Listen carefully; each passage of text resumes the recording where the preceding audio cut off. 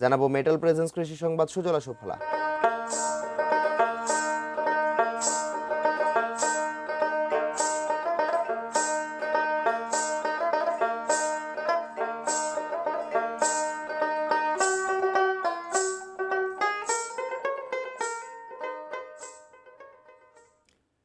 সাদা সোনা খ্যাত তুলার বাম্পার আবাদ হয়েছে এবার চুয়াডাঙ্গা জেলাতে।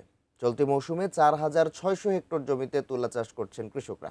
অনুকূল আবহাওয়া আর রোগবালাই কম থাকায় ফলনও হচ্ছে ভালো। অল্প সময় উৎপাদন আর তুলনামূলক কম খরচে বেশি লাভ হওয়ায় কৃষকদের আগ্রহ বাড়ছে দিন দিন।